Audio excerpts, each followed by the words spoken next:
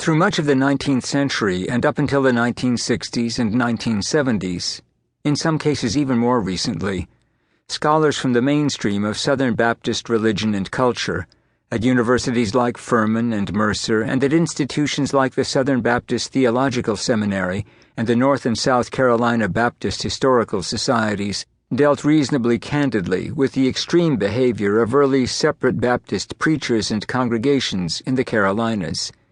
These extremes dated back to the 1760s and 1770s, before the separates were drawn into more acceptable conduct by the Baptist church mergers in southern states and related cultural transformations of the late 1780s and 1790s. Southern Baptists are now, by far and away, the largest religious denomination in the Carolinas, and publications in recent decades have minimized the separates' initial religious and political behavior. Baptists are hardly unique. Other Protestant denominations have also tidied up with respect to the decade of the Revolution. The newly active Methodists, whom we will revisit in the Chesapeake region, were not a major presence in the northern or southern back country. Their seeming Toryism in eastern Maryland, pro-British missionaries and occasional interference with patriot militia recruitment was less of a problem in Virginia. Separate Baptist activity in the South first unfolded in the North Carolina Piedmont after the arrival in 1755 of New England missionary Shubal Stearns. He and his brother-in-law, Daniel Marshall, established a church at Sandy Creek, east of what is now Greensboro. In just 17 years, a network of 42 new churches and 125 ministers developed from that small beginning, making the Sandy Creek Church the mother of all separate Baptists. Separate Baptists, whose beliefs also reflected and bred dislike of civic authority, helped to nurture the North Carolina Regulator movement. This came about through the overlapping Sandy Creek Association, founded in 1766 to confront local corruption and encourage rural political activism. Although not a member, Stearns kept in close touch. Following the Regulators' defeat at the Battle of Alamance, fought just a few miles away in 1771, troops under the order of Governor Tryon devastated this section of the Piedmont. The membership of the Sandy Creek Separate Baptist Church plummeted to 14 from 600 as residents fled. Tryon, who led the reprisals, charged that the majority of rebellious farmers were Baptists and Quakers.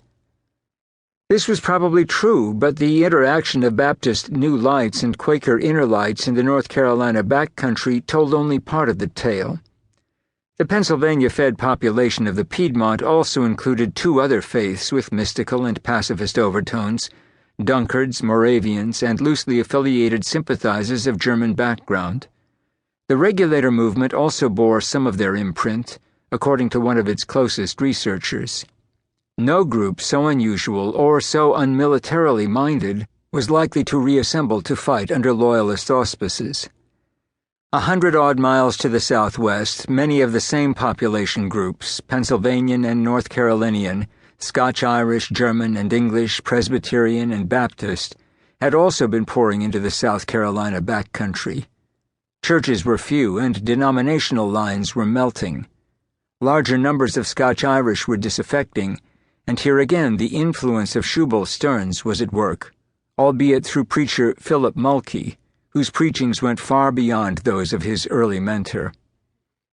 Just as Stearns seeded a large group of separate Baptist associations in Piedmont, North Carolina, Mulkey did so in South Carolina, beginning in 1759 or 1760. Older histories of South Carolina Baptists identify his Fair Forest Church as the first in a network of separate associations that rapidly spread through that province's backcountry.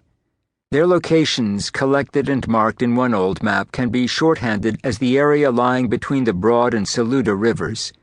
It is no coincidence that Revolutionary War buffs use this same shorthand to describe the regional stronghold of Loyalists and would-be neutrals during the South Carolina Civil War of 1775. Distaste for Mulkey was one of the few criticisms voiced by Anglican Woodmason and also by Richard Furman and Oliver Hart, the two leading but non-separate Baptists on the Patriot side in 1775 and 1776.